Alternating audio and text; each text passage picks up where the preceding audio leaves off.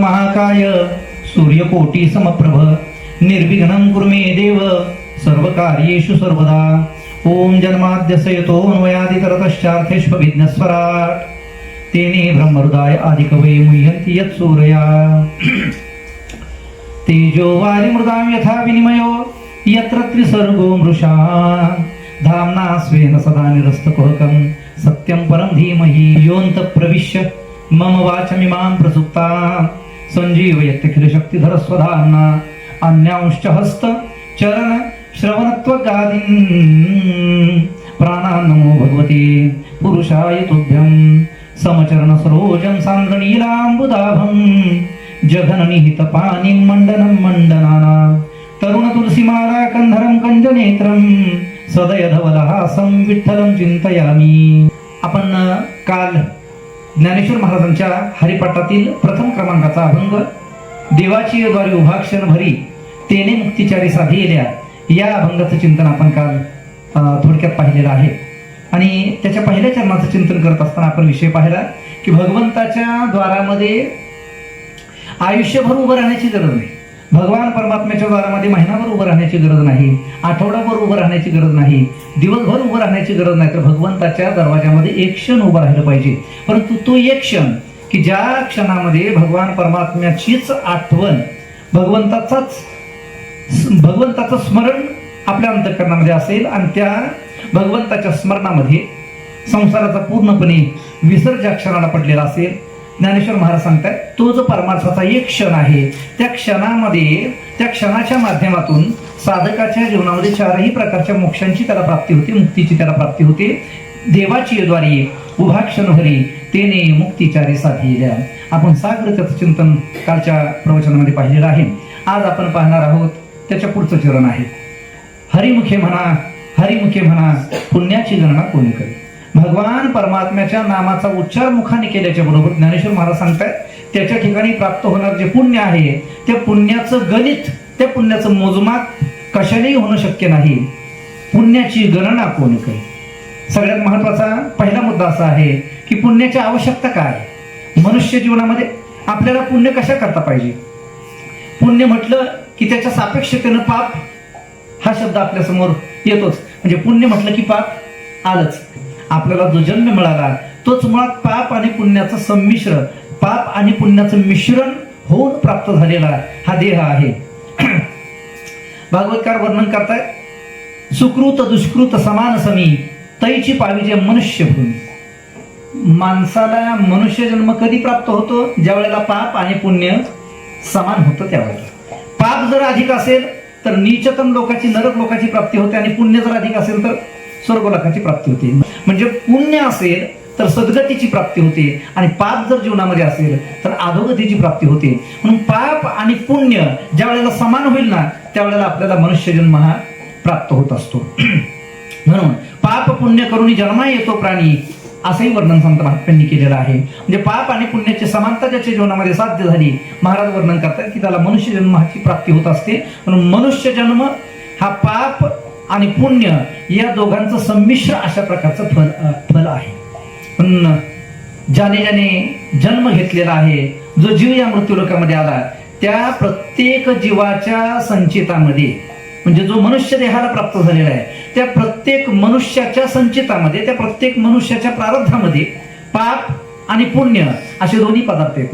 त्या दोन्ही पदार्थांच्या माध्यमातून आपल्या जीवनामध्ये प्राप्त होणारे जे भोग आहेत ते भोग दोन्ही संकल्पनाच्या माध्यमातून भोगणं चालू आहे। पापाच्या माध्यमातून भोग प्राप्त होतात आणि पुण्याच्या माध्यमातून भोग प्राप्त होत असतात। संचितामध्ये असणारं जे पुण्य आहे ना ते पुण्य सुखाच्या रूपानं भोगण्याकरता समोर येतं आणि संचितामधलं जे पाप आहे ते पाप दुःखाच्या रूपानं समोर भोगण्याकरता येत असतं। म्हणजे संचितामध्ये जर पुण्य असेल तर काय मिळेल, सुख मिळेल, आणि संचितामध्ये जर पाप असेल तर दुःख मिळेल। म्हणून पाप आणि पुण्य या दोन्हींच्या माध्यमातून आपला हा संसाराचा प्रवास जो आहे, प्रपंचाचा प्रवास जो आहे तो आपला अखंड अव्याहत चालू आहे। म्हणून आपल्याला हे पाहायला मिळते, हे आपण नेहमी आपल्या जीवनामध्ये पाहतो की केवळ सुखी असणारा कोणी जीव आपल्याला पाहायला सापडत नाही।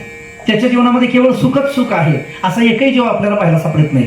किती संपत्ती असेल, केवढाही मोठा पद असेल, केवढी मोठी प्रॉपर्टी असेल, पण त्याच्या जीवनामध्ये काही ना काहीतरी येणं केनं प्रकारे त्याच्या जीवनामध्ये सुद्धा आपल्याला दुःख पाहायला सापडतं. संपत्ती भरपूर आहे, सत्ता आहे, प्रतिष्ठा आहे, परंतु तरी सुद्धा त्याच्या जीवनामध्ये दुःख मात्र असतं. ज्याच्याकडे जास्त पैसा आहे, ज्याची प्रॉपर्टी जास्त आहे, त्यांना झोप येत नाही महाराज रात्रीच्या वेळेला. जो श्रीमंत व्यक्ती आहे त्या श्रीमंत व्यक्तीच्या जीवनामध्ये टेन्शनच टेन्शन येतं. त्याच्यापेक्षा एखादा गरीब झोपडीमध्ये राहणारा जर एखादा व्यक्ती असेल तर त्याला कदाचित कधी कधी झोप येण्याकरता अंथरुणाची गरज नाही, जमिनीवर पडल्या पडल्या झोप लागते. दगडाची उशी केली, जमिनीवर पडल्या पडल्या झोप लागते. आणि जो श्रीमंत आहे त्याला चांगल्या आलिशान महालामध्ये चांगली फोमची गादी वगैरे असते, पण एवढी मऊ लुसलुशीत गादी असून सुद्धा त्या गादीवर सुद्धा झोप येत नाही. कारण काय? कारण त्याच्या जीवनामध्ये टेन्शन आहे. अर्थ असा आहे की केवळ सुख भोगणारा असा एकही जीव आपल्याला पाहायला सापडत नाही, त्याच्या जीवनामध्ये कुठं ना कुठं तरी दुःख येत असतं. बरं, केवळ दुःखच भोगणारा असा एकही जीव आपल्याला पाहायला सापडत नाही. जो केवळ दुःखामध्ये आहे, कधी ना कधीतरी त्याच्या जीवनामध्ये सुख हे प्राप्त होत असतं. थोडंसं तरतम भावाने जर विचार केला ना तर आयुष्यामध्ये जीवनामध्ये सुखही आहे आणि जीवनामध्ये दुःखही आहे. त्याचं परिमाण आपल्याला पाहावं लागतं. सुख किती आहे, मनुष्य जीवनामध्ये सुखाचं परिमाण काय आहे आणि मनुष्य जीवनामध्ये दुःखाचं परिमाण काय आहे, या दोघांची परिमिती जर आपण पाहिली तर आपल्या एक गोष्ट लक्षात येते. सुखाच्या तुलनेमध्ये दुःख हे अत्यंत व्यापक भरपूर प्रमाणामध्ये असंख्य अशा प्रकारचं दुःख मनुष्याला त्याच्या जीवनामध्ये प्राप्त होत असतं. त्याचं समीकरण संत महात्म्यांनी आपल्या समोर व्यक्त केलेलं आहे. तुकोबारांचा एक प्रसिद्ध अभंग आहे. महाराज वर्णन करतात, सुख पाहता जवा पाडे, सुख पाहता जवा पाडे आणि दुःख पर्वता एवढे. सुख हे एखाद्या जव म्हणजे जवसाचा दाना. आपण सगळे शेतकरी तर आपल्याला माहिती आहे जवस आपण सगळ्यांनी पाहिलेला आहे. जवसाचा दाना जर लांब असा थोडासा एक 20-25 फुटावर जर ठेवला तर जवसाचा दाना डोळ्याने दिसणार सुद्धा नाही, एवढा तो सूक्ष्म आहे ते जवस. महाराज वर्णन करतायत मनुष्य जीवनामध्ये सुख आहे पण केवढं, ते जवसासारखं, आणि दुःख आहे ते दुःख केवढं आहे, ते पर्वतासारखं आहे. सुख पाहता जवा पाडे आणि दुःख पर्वता एवढी. एक उदाहरण सांगेन मी याच्याकरता. जंगलामध्ये जायचं, लाकडं तोडायची आणि लाकडं तोडून ती गावामध्ये येऊन विकायची आणि त्याच्यावर आपली उपजीविका चालवणारा एक लाकूड तोड्या गेला जंगलामध्ये. दिवसभर आज त्याने लाकडं तोडली. संध्याकाळची वेळ आहे, घराच्या दिशेने निघाला. जात असताना अचानक वाघाची डरकाळी त्याच्या कानावर आली. घाबरला आणि घाबरल्याबरोबर थोडीशी पावलं झपाझप टाकायला लागला. आणखीन काही वेळानं त्या वाघाची डरकाळी आणखीन जवळ आवाज वाघाचा जेवढा ऐकायला आला, आता तो जसा काय धावायलाच लागला. डोक्यावर मुळी तशीच आहे आणि स्पीड वाढवलेला आहे, धावायला लागलेला आहे. आणखीन काही वेळाच्या नंतर आणखीन जवळ आवाज आल्याच्या नंतर त्याने ज्यावेळेला मागवळून पाहिलं तर वाघ मागच होता. वाघाला पाहिलं आणि आता जीवाच्या आकांतानं धावायला लागला. डोक्यावरची मुळी फेकून दिली आणि आता जीव घेऊन पळायला लागलेला आहे. पळता पळता पळता तो विचार करायला लागला की आता आपल्याला या वाघाच्या तावडीतून वाचायचं असेल तर पळून शक्य होणार नाही, कुठंतरी आपल्याला लपलं पाहिजे. मग रस्त्याच्या कडेने इकडं तिकडं पाहत असताना त्याच्या एक गोष्ट लक्षात आली. त्या रस्त्याने दररोज त्याचं जाणं येणं होतं. एक विहीर त्यांनी पाहिलेली होती. त्याने विचार केला आता काही अंतर पुढे गेल्यानंतर ती विहीर आपल्याला लागेल. त्या विहिरीपर्यंत आपण गेलो की बस आपला जीव वाचला. का? कारण विहिरीच्या जवळ गेलो म्हणजे विहिरीमध्ये आपल्याला उडी घेता येईल.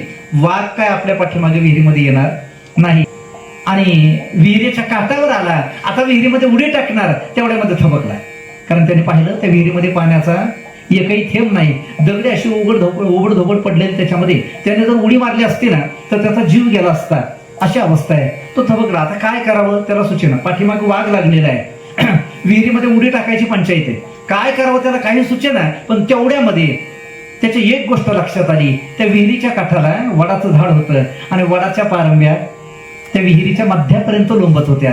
त्याने विचार केला बस आपल्याला एक उपाय सापडला, सुचला.